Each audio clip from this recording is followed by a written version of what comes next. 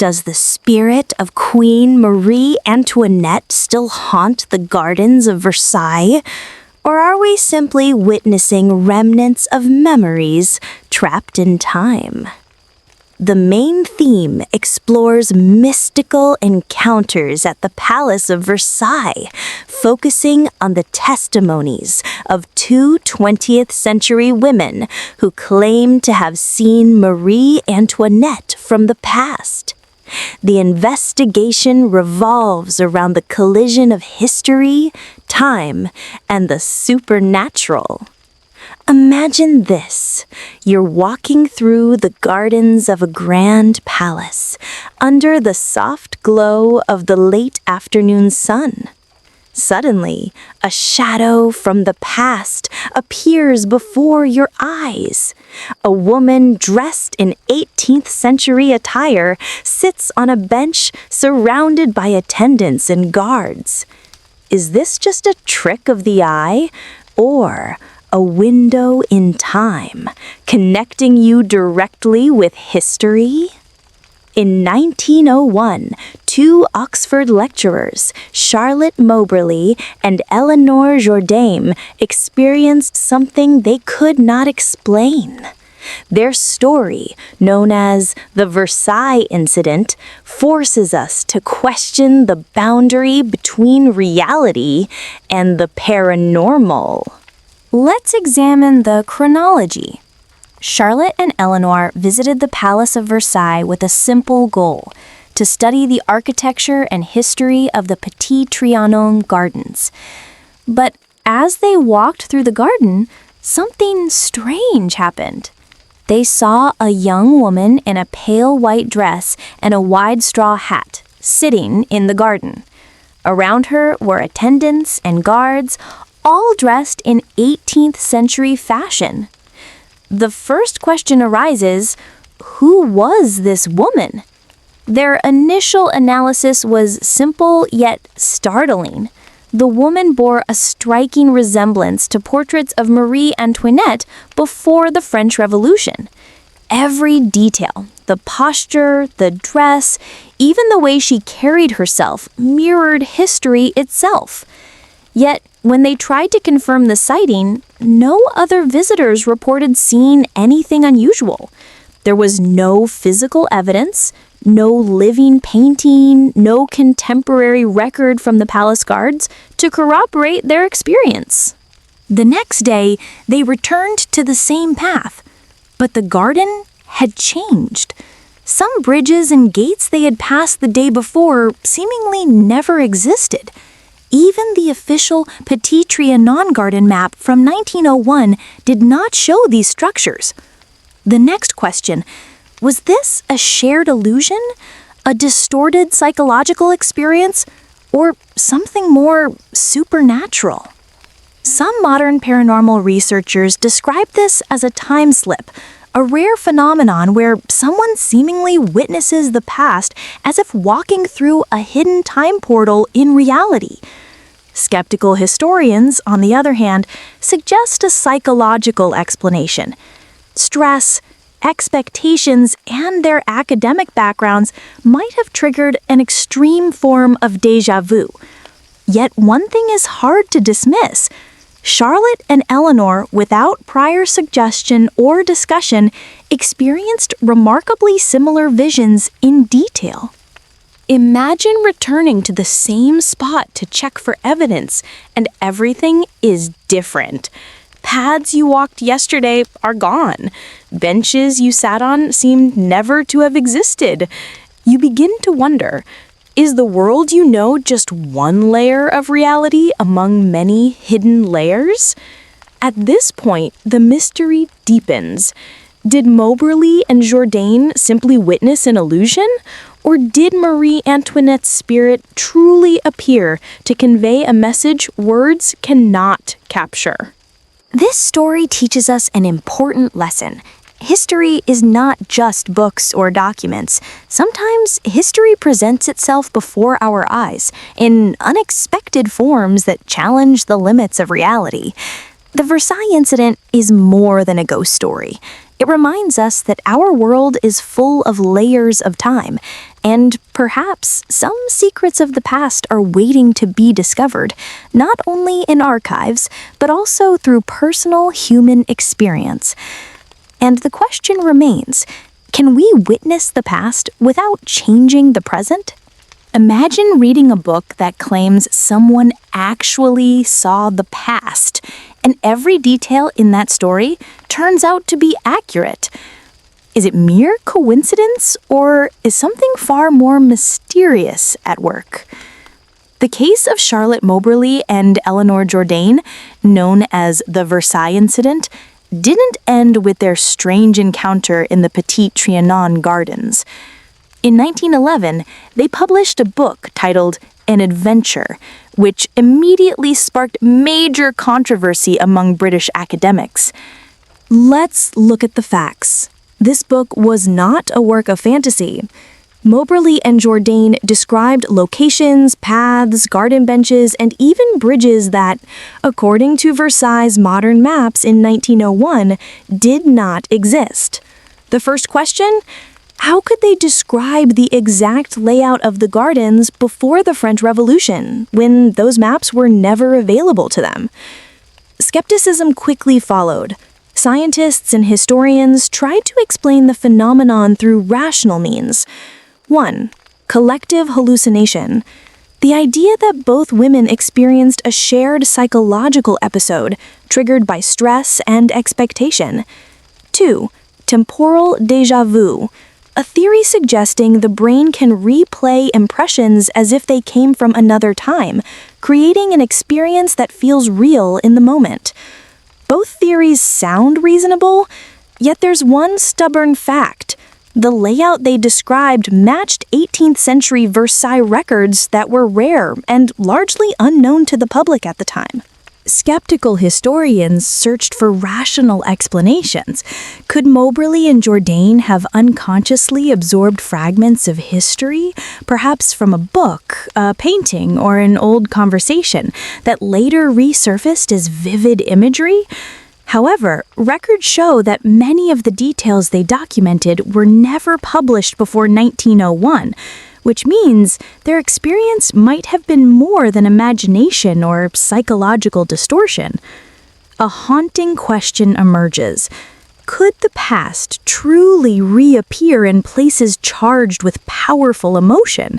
Royal palaces that once witnessed love, betrayal, and revolution? Even today, some paranormal researchers believe that certain historic sites soaked in trauma or passion might hold an emotional imprint, capable of briefly piercing the barrier of time and human perception.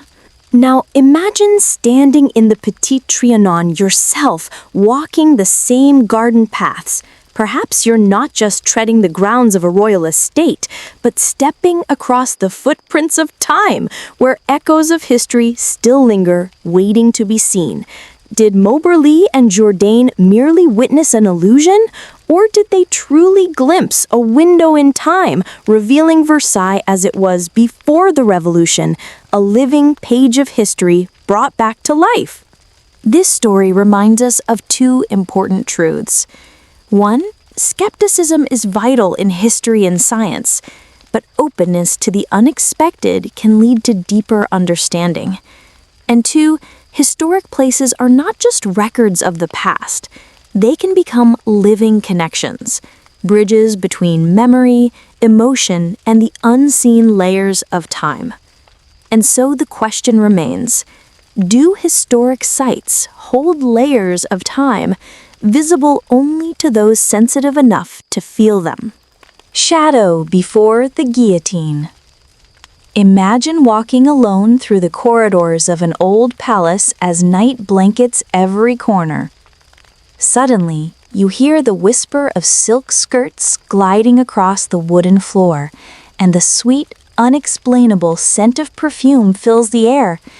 Is this merely a memory, or the spirit of someone who refuses to leave?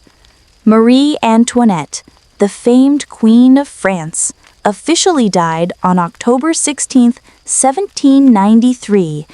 Yet many witnesses believe her departure wasn't limited to the moment the guillotine fell.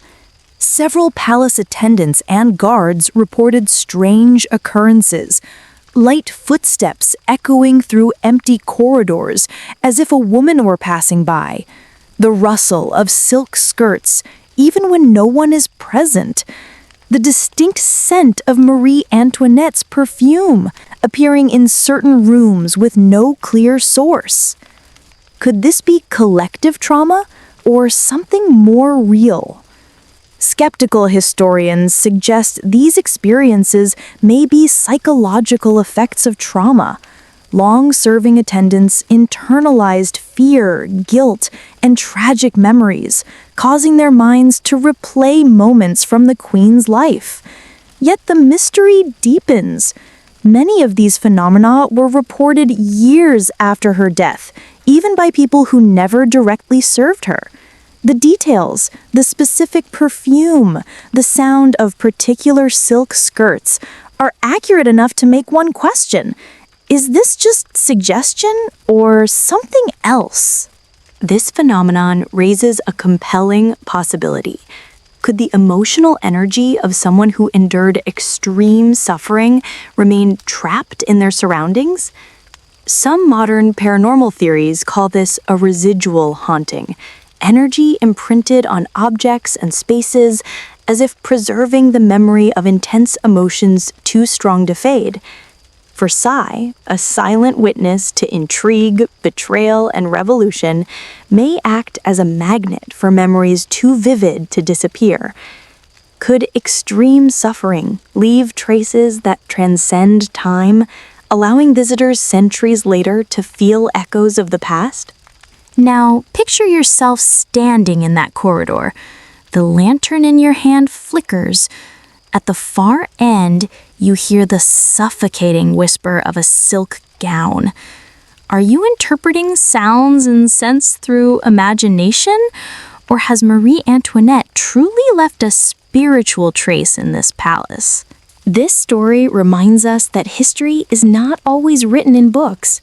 Sometimes, history emerges through lingering experiences and memories embedded in emotionally charged places. And the question remains haunting. Can the human soul transcend time, leaving traces for those sensitive enough to perceive them? Symbolism of Versailles and the energy of place. Versailles is a palace of breathtaking beauty, dazzling in its grandeur. But beneath that splendor lies a story of ego, tragedy, and the raw extremes of human emotion. Could it be that this place itself holds memories of the past, waiting for the right moment to reappear? The Palace of Versailles is more than a symbol of royal luxury. It was a stage for the collapse of a kingdom, of lavish feasts, betrayal, and quiet terror. From nights filled with intrigue to executions that shook the nation, every shade of human emotion unfolded within these walls. Modern parapsychologists call such locations hotspots of residual haunting.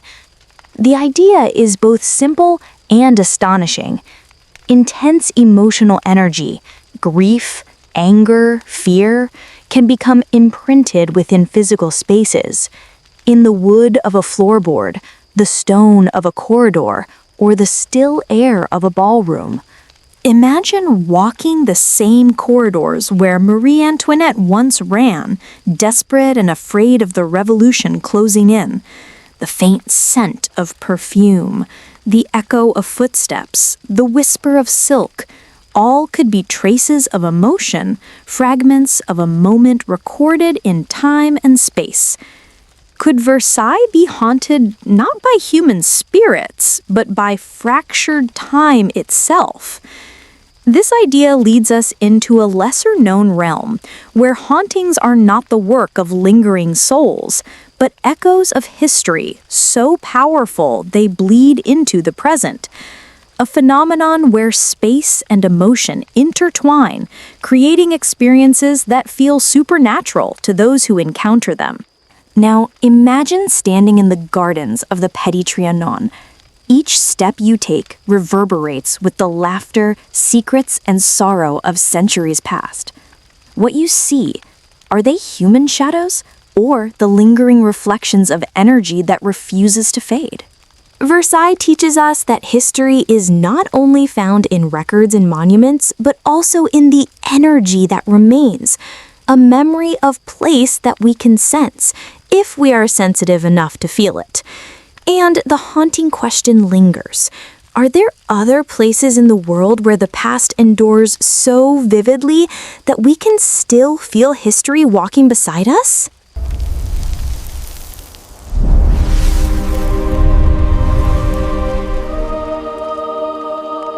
The phenomenon of time slip. What if the past doesn't truly disappear, but instead lies layered atop the present, and occasionally cracks open, revealing fragments of time we were never meant to see? This phenomenon is known as a time slip, one of the most captivating mysteries in the world of parapsychology and temporal physics. Perhaps it holds the key to understanding what really happened at Versailles in 1901. Modern scientists have attempted to study this phenomenon using a scientific lens. Some propose that time slips may be linked to electromagnetic anomalies or temporal resonance, conditions in which the energy field of a location shifts, creating distortions in our perception of time. Documented cases appear in several historic locations. At the Tower of London, witnesses reported seeing 16th century guards marching across the courtyard only to vanish moments later. In Pompeii, some visitors claimed to hear screams and the clanging of metal, echoing the destruction caused by Mount Vesuvius 2 millennia ago. Could these be mere coincidences, or does history truly come alive in certain places? The case of Moberly and Jourdain might not have been a hallucination, but a genuine experience of a temporal crack. If this theory holds, Versailles was not just a magnificent palace, but a natural portal where emotional energy and history converge, piercing the layers of reality. Some researchers speculate that locations charged with intense emotion, battlefields, royal palaces, execution sites, retain unique electromagnetic patterns. When a person enters these spaces in the right psychological state, their mind may resonate with these patterns, opening a fleeting window to the past. Imagine standing alone in the quiet gardens of Versailles. A gentle breeze stirs the leaves, and for a moment, you see figures in 18th century attire walking among the trees. They are unaware of you, and you are unsure if you are seeing the past, or if they are glimpsing the future. If time can truly layer upon itself, could every great tragedy of the past continue to replay in another realm, endlessly, forever? The phenomenon of time slip challenges us to rethink both history and time. Perhaps history is not merely something that happened, but something that continues to unfold in dimensions we have yet to understand. Witnesses like Moberly and Jourdain may have been accidental observers, briefly lifting the veil that should have remained closed. And the question lingers, is time truly linear, or is it circular, allowing past and present to touch without us ever realizing it? From science to spiritism. When two Oxford lecturers claimed to see the figure of Marie Antoinette at Versailles, the academic world was thrown into turmoil. But what was even more astonishing happened afterward. The case sparked a new curiosity, not just in the spiritual realm, but in the laboratory as well. Could it be that spirits and science are actually speaking about the same phenomenon, just in different languages? After the story of Moberly and Jourdain was published, Europe entered a strange era, a time when spiritism and science walked hand in hand. Scientists, engineers, and thinkers tried to study the spirit world using laboratory tools. They built devices to measure electromagnetic waves, attempting to detect the energy that might appear during ghostly manifestations. Some even believed that human energy fields could resonate with the Earth's field, opening a window of perception into another dimension. Yet one question remained unanswered. Why did the figure of Marie Antoinette appear only to two people and to no one else? Did they possess a special spiritual sensitivity? Or were they simply in the right place at the exact moment when the fabric of time briefly cracked? This phenomenon places us at the intersection of two worlds, science and spiritism. Science speaks of frequencies, resonance, and energy. Spiritism speaks of souls, memories, and lingering spirits. Yet both seem to touch the same reality, just from different angles. Some parapsychologists suggest that seeing a ghost may not involve a spirit at all, but rather a living memory. Fragments of time recorded in another dimension, occasionally surfacing in our world like reflections on a still pond. Could seeing a ghost really mean witnessing a memory still echoing in a parallel realm? Now imagine you stare into an old room, and for a fleeting moment it feels as if someone else is there, though no one is. Is it mere imagination or a reflection of the past, alive, looking back at you from another dimension? This story brings us to a thrilling conclusion. Perhaps the boundary between the scientific and the spiritual is not a solid wall, but a thin veil that occasionally lifts. Versailles, with all its tragedy, may not merely be a house of historical memory, but a natural laboratory of the universe, where science and spirit converge on the same frequency. And the lingering question remains, when we gaze into the past, is the past gazing back at us?